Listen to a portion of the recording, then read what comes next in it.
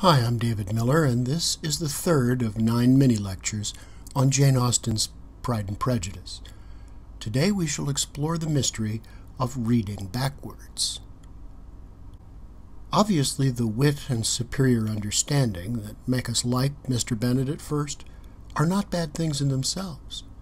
In the world of Jane Austen's novels, they are indispensable social and psychological skills. They are also the distinguishing marks of the novel itself. We can see this in the famous opening sentence, so often quoted and analyzed. It is a truth universally acknowledged that a single man in possession of a good fortune must be in want of a wife. The tone of this declaration is decidedly ironic. It sounds a lot like Mr. Bennet, doesn't it? Or perhaps like Elizabeth herself. If you watch the BBC film version of this novel, you may notice that the screenplay doesn't use any voiceover, effectively eliminating the narrator. But the writers don't want to sacrifice the famous opening line, so they give an edited version to Elizabeth herself.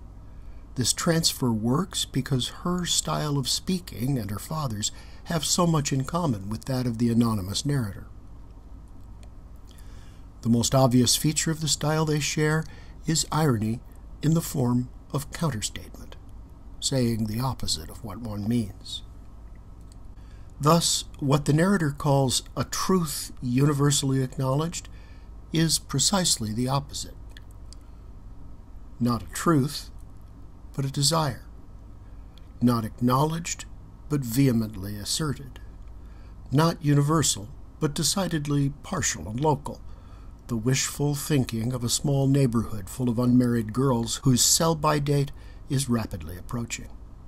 The meaning of this counterstatement can be decoded by reading backwards from its desire. So, for single man, read single woman.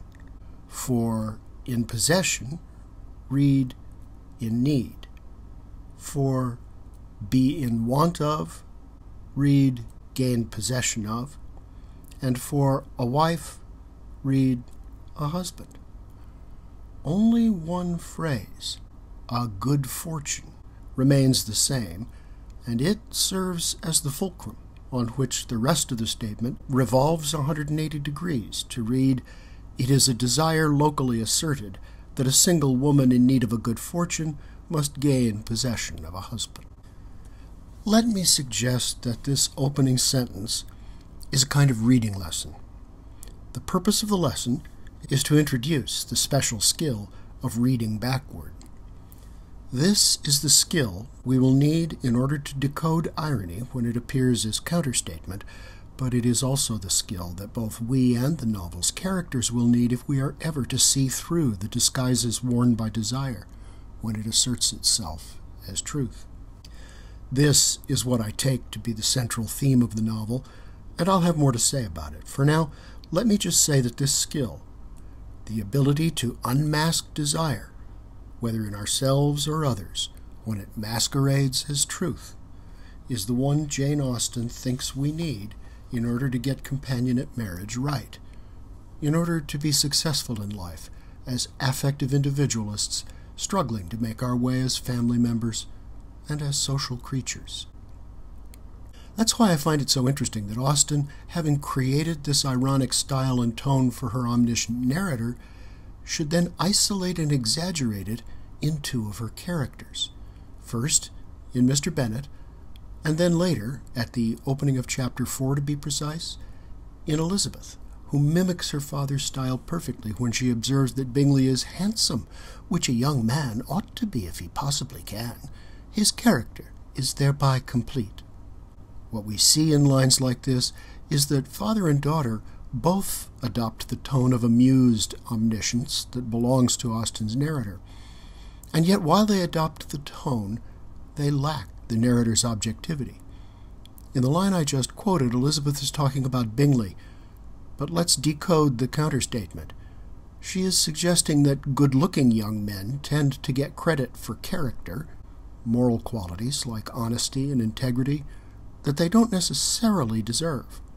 She sounds very knowing about the illusions that impressionable young women are subject to, but this confusion of character and appearance is precisely the mistake she will make with Wickham, foreshadowed here in a comment that is more ironic than she realizes.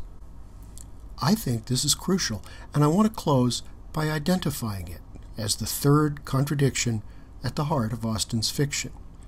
The first contradiction, you recall, is between love and property as a basis for marriage.